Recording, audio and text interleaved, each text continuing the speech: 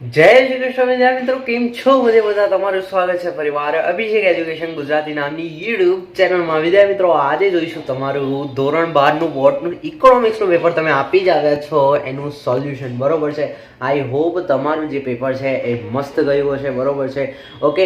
અને એક વસ્તુ જે છે એ તમે હજુ નથી કરતા. બરોબર છે? તમને સોલ્યુશન મળી ગયું તો લાઈક અને સબસ્ક્રાઈબ તો કરીને જાઓ. લાઈક ભલે ના કરો પણ સબસ્ક્રાઈબ તો કરીને જાઓ, જેથી આવનારા બોર્ડની એક્ઝામની જે છે પેપરની સોલ્યુશન તમને મળતો રહે. બરોબર છે? તો શરૂઆત કરીએ તે પહેલાં સબસ્ક્રાઈબ જરૂર કરજો.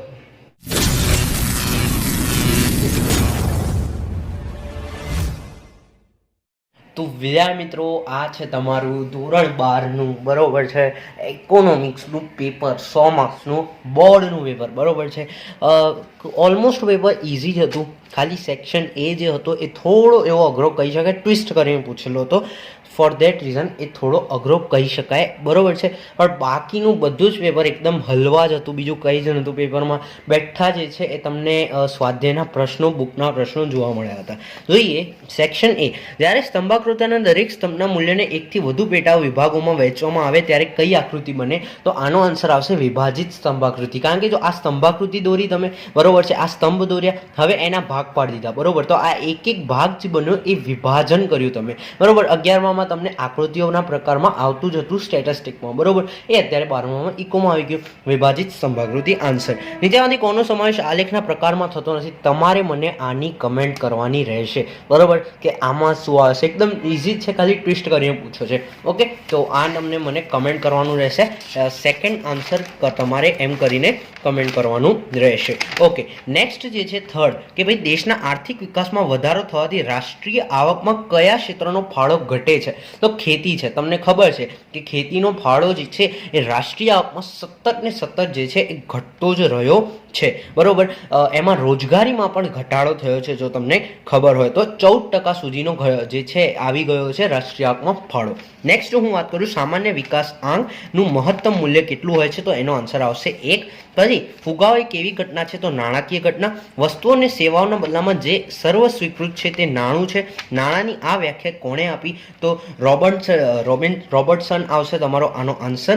ઓકે, પછી નેક્સ્ટ 7માની વાત કરું, આરબીઆઈનું રાષ્ટ્રીયકરણ કયા વર્ષમાં કરવામાં આવ્યું? બરોબર છે? આરબીઆઈનું રાષ્ટ્રીયકરણ, આરબીઆઈની સ્થાપના 1935માં થઈ. બરોબર છે? એની સ્થાપના ક્યારે થઈ? 1935માં. પણ એનું જે રાષ્ટ્રીયકરણ છે એ 69માં કરવામાં આવ્યું હતું. નેક્સ્ટ હું ચર્ચા કરું, નીચેમાંથી કોનો સમાવેશ નાણાકીય નીતિના ગુણાત્મક સાધનમાં થાય છે? તો એનો ભાવ આવશે ભેદભાવ યુક્ત યોજના દર. ઓકે, તેંડુલકર સમિતિની ભલામણો મુજબ 2011-12માં ગ્રામીણ ક્ષેત્રોની ગરીબી રેખા નક્કી કરવા માસિક કેટલા રૂપિયા નક્કી કર્યો હતો? તો 816 રૂપિયા નક્કી કર્યો હતો. આ તમને 10મા ધોરણ એસએસમાં પણ આવતું હતું.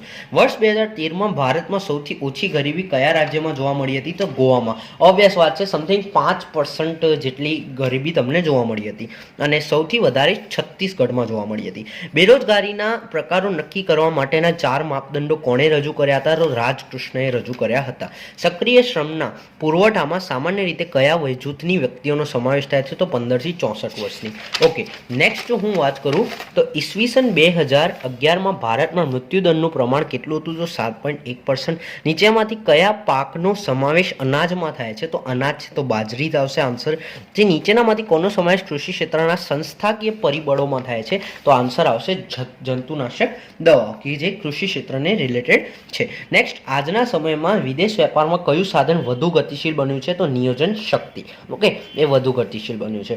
લેણદેણની તુલામાં કેટલા ખાતા હોય છે? તો 2 ખાતા હોય છે. નેક્સ્ટ હું ચર્ચા કરું, રેલવે કયા પ્રકારના ઉદ્યોગનું ઉદાહરણ છે? તો સંયુક્ત ક્ષેત્રના ઉદ્યોગનું ઉદાહરણ છે. ઓકે, પછી નેક્સ્ટ જો વાત કરું, કયા ઉદ્યોગોમાં મૂડી રોકાણની મર્યાદા 25 લાખ સુધીની હોય છે? તો ટચુકડા જે ઉદ્યોગો હોય છે તેના જે છે એમની મર્યાદા જે છે 25 લાખ સુધીની હોય છે. બાકી જે મોટા પાયાના અથવા તો મધ્યમ પાયાના અથવા નાના પાયાના એમની પણ જે છે એ કરોડોની વેલ્યુ હોય છે. ઓકે, કરોડમાં જ હોય છે. ભારતીય બંધારણે કઈ વય સુધીમાં બાળકોને પ્રાથમિક શિક્ષણ મફત અને ફરજિયાત ધોરણે પ્રાપ્ત થવું જોઈએ તેવું કહ્યું હતું? કયું છે. તો 6 થી 14 વર્ષનો જે ગાળો છે એ આમાં આન્સર આવશે. સેક્શન બી તમારો એકદમ ઇઝી હતો, બરોબર છે, જે બુકમાં બેઠો હતો. વૃત્તાંત શોધવાનું સૂત્ર બુકમાં આપેલું છે. જીવનની ભૌતિક ગુણવત્તાનો આંક કોણે રજૂ કર્યો હતો? જે છે રિવર્સ રેપો રેટ, બહુ જ મસ્ત છે. આરબીઆઈ દ્વારા જે રેટ નક્કી કરવામાં આવે છે, બરોબર છે, ને સામે જે તે બેંક, ખાનગી બેંક જે પોતાનો જે છે, બરોબર, આરબીઆઈ તો રેટ આપે છે. હવે આરબીઆઈ જો લોન લે તો એને જે રેટ મળે રિવર્સ રેપો રેટ, જે બહુ જ ઇમ્પોર્ટન્ટ છે, બરાબર છે, ફાઇનાન્શિયલ માર્કેટમાં. ઓકે, પ્રધાનમંત્રી જનધન યોજનાની શરૂઆત ક્યારે વર્ષમાં કરવામાં આવી? બુકમાં છે. બેરોજગારીનો અર્થ એકદમ ઇઝી, તમે જે વ્યાખ્યા લખી હશે તે સાચી જ પડશે આમાં. ભારતમાં છેલ્લી વસ્તી ગણતરી કયા વર્ષમાં? ઓબ્વિયસ છે, બધાને જ ખબર છે, એકદમ ઇઝી સવાલ હતો. પછી નાબાર્ડનું પૂરું નામ જણાવો, બરોબર છે, એ પણ ઇઝી છે, તમને બુકમાં આપેલો જ હતો. ઓકે, વિદેશ વેપારની દિશા એટલે શું? બરોબર છે. એના પછીનો જે છે ક્રિપ્ટો, એ કયા પ્રકારના ઉદ્યોગનું ઉદાહરણ છે? બરોબર છે. કોલસા દ્વારા મળતી વીજળી કયા નામે ઓળખાય છે? બધું જ જે છે એ બુકમાં બેઠું આપ્યું છે. ઇવન સેક્શન સી કહો, પછી સેક્શન ડી કહો, બરોબર, એ પણ, અને સેક્શન ઈ પણ કહો, એ બધા તમને બુકમાં બેઠા જોવા મળ્યા હતા. સેક્શન સીમાં વાત કરીએ તો આકૃતિના કોઈ પણ 4 પ્રકાર જણાવો. તો હવે જો આમાં તમને આકૃતિ તમે જે આપણે ભણ્યા છીએ, બરોબર છે, તો એમાંથી કોઈ પણ 4 તમે જણાવી હશે તો ચાલશે, બરોબર. હવે એમાં 4માં ખાલી નામ નથી લખવાનું, એની થોડી ઘણી એવી સમજૂતી તમે એક લાઇનની આપી હશે તો વધારે બેટર કહી શકાય. પણ જો તમે નામ બી લખ્યા હોય તો પણ 2 માર્ક્સમાં ઓકે છે, કોઈ ઇશ્યુ નથી. પણ જો નામ સાથે સમજૂતી થોડી ઘણી આપી હોય તો પણ બેટર રહેતું હોય છે. ઇન્ટરનેટના ઉપયોગના ભય સ્થાનો જણાવો. આમાં તમે કોઈ પણ 4 લખ્યા હશે, કોઈ ઇશ્યુ નથી. માથાદીઠ આવકના નિર્દેશકની ગમે તે 2 મર્યાદાઓ જણાવો. 2 કે 3 લખી દેવાની, બરોબર, 3 લખી છે તો પણ ઇશ્યુ નથી. માનવ વિકાસ આંકનું મહત્વ જણાવો. કોઈ પણ 4 બાબતો તમને કીધી છે, એ પણ ઇઝી જ હતો. નાણાંના વિનિમયના માધ્યમ તરીકેનું કાર્ય ઉદાહરણ સહિત સમજાવો. આ તમે ઇગ્નોર કરી શકતા હતા.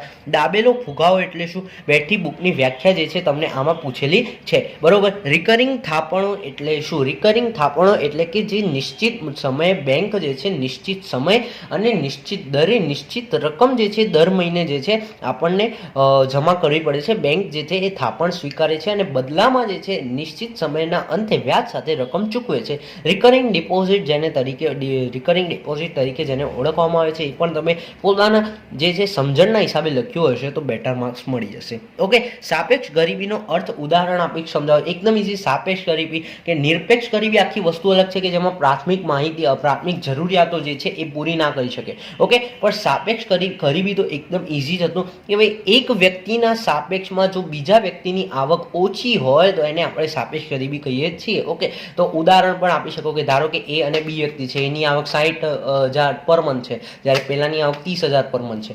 ઓકે, તો એવું કહી શકાય કે બી જે છે એ એના સાપેક્ષમાં ગરીબ છે. ઇન શોર્ટ આવું તમે લખ્યું છે તો પણ બેટર રહેશે. ગરીબી રેખાની મર્યાદા, જે મેઇન ટોપિક છે ગરીબીનો, તો એ પણ મેઇન તમને પૂછાઈ ગયું. અર્થ, બેરોજગારીનો અર્થ અને ઉદાહરણ સમજાવો, એ પણ બેટર છે, જે તમને પૂછાઈ ગયેલો છે. ઓકે, કૃષિ એ ભારતીય અર્થતંત્રની કરોડરજ્જુ છે, સમજાવો, બરોબર છે. તો એમાં તમને એવું પણ લખેલું હશે કે ભાઈ અત્યારના જો અત્યારે બેઝિક નોલેજ આપું તો અત્યારે આ જે છે એ થોડું પ્રમાણમાં ઘટતું ગયું છે, બરોબર. જે છે રોજગારી જે છે એ 49% થઈ ગઈ છે 73%માંથી. તો યસ, આ થોડો આંકડો જે છે એ બહુ જ રિલાયબલ લાગતો નથી, પણ અકોર્ડિંગ ટુ બુક તમે એ લખ્યું હશે તો બેટર રહેશે. અને પોતાના પણ શબ્દો જો લખ્યા હશે તો પણ બેટર રહેશે કે ભાઈ જે અત્યારે જે છે આવું રહ્યું નથી. ઓકે, તો આ 2 સવાલ હતા જે મને થોડા અઘરા લાગ્યા, એ તમે ઇગ્નોર કરી શકતા હતા, કારણ કે તમને જો 16માંથી કોઈ પણ 12 એટલે કે 4 પ્રશ્નો તમને ગેપમાં આપ્યા હતા, તો એ તમે 4 પ્રશ્નો કોઈ પણ આમાંથી ઉડાવી શકતા હતા. પછી જો આ પણ તમે ઉડાવી શકતા હતા, અને છેલ્લે માનવ મૂડી રોકાણનું પણ ઉડાવી શકતા હતા. સ્થળાંતરના સામાજિક કારણો, સમાજના સામાજિક કારણો તમે પોતાની જો તમને નહીં પણ આવડ્યું અને કંઈ પણ લખી દીધું હશે તો પણ તમને 1 માર્ક્સ તો 100% મળશે, બરોબર, પોતાની સૂઝના હિસાબે. પછી એવું ના થાય કે આમાં સ્થળાંતરનું તમે ગરીબીમાં લખ્યા, ના, એવું નથી. ઓકે, તો આખું અલગ ટોપિક છે, તમે જો પોતાની સમજણના હિસાબે લખ્યું છે તો બેટર રહેશે. સેક્શન ડી થી લઈને સેક્શન ડી અને સેક્શન ઈ, આ પાછળના 2 સેક્શન હતા અને તમને બેઠા બુકના હતા, બરોબર. સ્વાધ્યાયના બેઠા સવાલ જે છે એ બુકના જે છે તમને આમાં પૂછવામાં આવ્યા હતા. હવે જો આમાંથી કોઈ પણ તમારે 10માંથી કોઈ પણ 7 લખવાના, 3 તમને ઇગ્નોર કરી શકતા હતા. બરોબર છે. તો જો આકૃતિ અને આલેખ દોરતી વખતે ધ્યાનમાં રાખવાની આવતી બાબતો બહુ જ ઇઝી છે કે ભાઈ તમે સ્વતંત્ર ચલ અને પરતંત્ર ચલ તમે નક્કી કરો, એ બેટર હોવું જોઈએ. તમારું જે માહિતીનું સ્થાન છે એ બેટર હોવું જોઈએ, સ્કેલમાં એક બેટર હોવું જોઈએ. આ 3-4 મુદ્દા તમે લખી શકતા હતા, જે એકદમ ઇઝી સવાલ પૂછા. આર્થિક વૃદ્ધિ અને આર્થિક વિકાસ વચ્ચેનો આ તમને સેકન્ડ એક્ઝામમાં જે છે તમને આઈ થિંક સેકન્ડ કે ફર્સ્ટ એક્ઝામના એસવીએસના પેપરમાં આ સવાલ હતો. બરોબર છે, આર્થિક વૃદ્ધિ અને આર્થિક વિકાસ વચ્ચેનો તફાવત. તો એ પણ ઇઝી જ હતો કે આર્થિક વૃદ્ધિ કોને કહેવાય, આર્થિક વિકાસ કોને કહેવાય. આરબીઆઈના ગમે તે 3 નાણાકીય કાર્યો, આરબીઆઈના તો તમે જેટલા નાણાકીય કાર્યો કરો એટલા ઓછા છે, લખો એટલા ઓછા છે. ઓકે, તો 3 કાર્યો એકદમ ઇઝી હતા. ખાલી 2-3 લીટીની સમજૂતી પણ તમે આપી હશે એમાં, તો પણ તમારા જે છે 3 માર્ક્સ રોકડા મળ્યા. બરોબર છે. ભારતમાં બેરોજગારી ઉદ્ભવવાના કોઈ પણ 3 કારણો, આમાં 10 થી 15 કારણો હોઈ શકે છે. બરોબર, બેરોજગારી ઉત્પન્ન થવાના. પરંતુ જેમ કે જો આપણી સાથે એક જ મતલબ જે છે એ બિઝનેસ છે, ખેતી. બરોબર, ખેતીના અલાવા કંઈ નથી. તો ટેકનોલોજીનો અભાવ છે. બરોબર છે, વગેરે વગેરે કેટલાય કારણો છે, કે આયુષ્ય ઓછું છે. બરોબર, આળસ છે, વગેરે કેટલાય કારણો છે જે તમે આમાં લખી શકો છો. મહાત્મા ગાંધી રાષ્ટ્રીય ગ્રામીણ રોજગારી ગેરંટી યોજના, જે મનરેગાની માહિતી આપો. બરોબર, મનરેગામાં ખબર છે ને એવું હોય છે કે જે ગરીબ કુટુંબો હોય છે, બરોબર છે, એમને એક પ્રોપર જે છે આખો પેકેજ આપવામાં આવે છે, કે જેમાંથી નક્કી કરેલા યુવાન સભ્યોને જે છે એ પેકેજ આપવામાં આવે છે. એને અંતર્ગત કેટલાય કાર્યો કરાવવાના આવે છે અને નિશ્ચિત કરેલા દરે જે છે એ રકમ ચૂકવવામાં આવે છે. અને જો રકમ ના ચૂકવાય તો એનું બેકારી ભથ્થું પણ મળતું હોય છે, એક્સેટ્રા એક્સેટ્રા. એ તમે એમાં લખી શકો છો. ભારતમાં ઊંચા જન્મદર માટેના આર્થિક કારણો જણાવો. કેમ ઊંચા જન્મદર છે તો એ તમે પોતાની હિસાબે લખ્યું છે તો પણ ચાલશે. વિદેશ વેપારના કોઈ પણ 3 કારણો જણાવો કે શા માટે વિદેશ વેપાર જરૂરી છે. બરોબર છે, તો તમે એવું લખી શકો, ઇન્ડિયન ઇકોનોમીને સ્થિર જાળવી રાખવા માટે. બરોબર છે, ઇન્ડિયન ઇકોનોમીની સલામતી માટે વિદેશ વેપાર જરૂરી છે. હુંડિયામણ પ્રાપ્ત કરવા માટે વિદેશી વેપાર જરૂરી છે. ભારતને વિશ્વની હરીફાઈમાં ટકવા માટે પણ વિદેશી વેપાર જરૂરી છે. ભારતની કંપનીઓને જે છે આગળ વધારવા માટે, બરોબર, ભારતીય કંપનીઓની સ્થિરતા જાળવી રાખવા માટે પણ વિદેશ. 4 તો મેં તમને કહી દીધા. આના અલાવા તમે કેટલાય કારણો લખી શકો છો. નેક્સ્ટ જો હું ચર્ચા કરું, આંતરિક વેપાર અને વિદેશ વેપાર વચ્ચેનો તફાવત. તો જો આંતરિક વેપારમાં જે છે તમને સમસ્યાઓ કેટલી સર્જાતી હોય છે. બરોબર છે, કે આંતરિક વેપારમાં એક જ ચલણ વપરાય, જ્યારે આંતરરાષ્ટ્રીયમાં અલગ અલગ ચલણ વપરાય. આંતરિક વેપારમાં ભાષા અંગેની કોઈ સમસ્યા સર્જાય નહીં, જ્યારે આંતરરાષ્ટ્રીયમાં ભાષા અંગેની સમસ્યા સર્જાય છે. આંતરિક વેપારમાં જેટલું શક્ય હોય તેટલું ઝડપી માલ મોકલી શકાય છે, જ્યારે આંતરરાષ્ટ્રીય વેપારમાં માલ મોકલવાની જે છે એ સમસ્યા થતી હોય છે. આ જે છે આ સમસ્યા જે છે એ થતી હોય છે, એક્સેટ્રા એક્સેટ્રા કરીને તમે 6 મુદ્દા કોઈ પણ તમે લખી શકો છો.